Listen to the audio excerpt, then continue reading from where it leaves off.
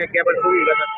અમે airport gate જૂનું airport કરું એના ગેટની બહાર બાકડા પર બેઠા હતા. ગાડી વાળો એકદમ રમફાટ આવ્યો અને પેલા જે દાદા સાઈડમાં જતા હતા એ દાદાની ઉપર એને ગાડી ચડાવી દીધી અને દાદા હવામાં ઉછળીને નીચે પડ્યા. કુદરત સારું છે કે ભાઈ એમને કશું વાગ્યું નહીં. મારા ભાઈબંધને ત્યાં બેસાડીને ગાડીનો પીછો કરવો હતો તે એરપોર્ટ સર્કલ પર એને મારા પર ગાડી ચડાવી દીધી અને જે એરપોર્ટના સીસીટીવીમાં દેખાશે. અને ત્યાંથી એરપોર્ટ થી પણ ત્યાં ગાડી ભાગ્યો. હું પાછું મારું એક્ટિવા લઈને એની પાછળ ભાગ્યો ને અત્યારે અહીંયા વારસે રિંગ રોડ પર એને પકડ્યો અને વારસે રિંગ રોડ પર અહીંયા ખાલી પોલીસને બોલાવીને એમને ગાડીમાં કેટલા માણસ? ગાડીમાં 2 માણસ હતા અને એ લોકો દારૂ પીધેલા હતા ને એ બધું અંદર પડેલું છે. અને કોઈ ધાક ધમકી પણ આલતા હતા. ધાક ધમકીમાં એવું કહેતા હતા કે તો કોઈ વાંધો નહીં, તમારે પોલીસ સ્ટેશન જવું હોય તો જજો, અમે બધું અમારી રીતે કરી દીધું છે. કોઈનું ઓળખાણનું નામ આલેલું છે? ઓળખાણનું કોઈનું નામ એમ દીધું હોય એવું મને નથી ખબર, પણ એવું કીધું હતું કે તો બધું પૂરું થઈ જશે અમારી.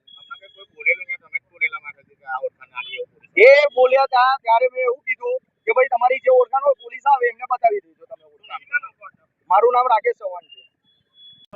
ગાડી બતાવી હા, એક ભાઈ ગાડી દારૂ પીતો એરપોર્ટ આગળથી અથાડતો એક કાકાને ગયડા માણસને આખો ઉડાડી દીધો છે અને ઉડાડતો અહીંયા આવ્યો છે અને એક ભાઈ એનો પીછો કરે છે. એની જિંદગી બચી ગઈ છે પણ એ કાકાનો જીવ બચાયો છે અને આ ભાઈને અહીંયા પકડ્યો છે એના છોકરા દ્વારા.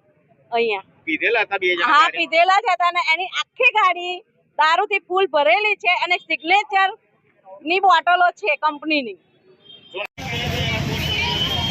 ચલો ભાઈ, ચલો સાઈડમાં જાઓ.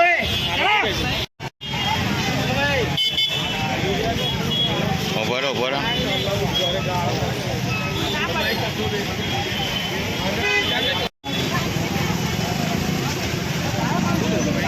એક્સિડન્ટ થયો છે કેવી રીતે? ઓય મોટા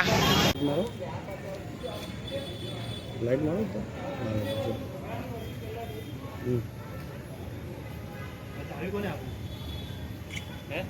આપણે જવાનું છે.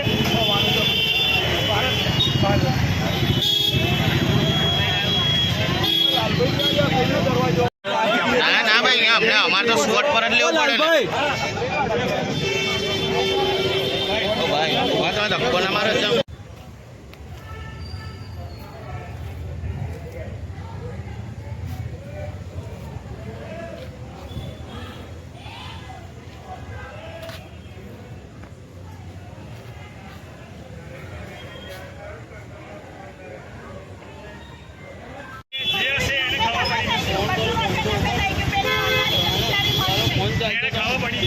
છોકરા તાર ખબર પડી દિશા છે. હા, મેં લઈને આરોપી ના લઈ લીધા.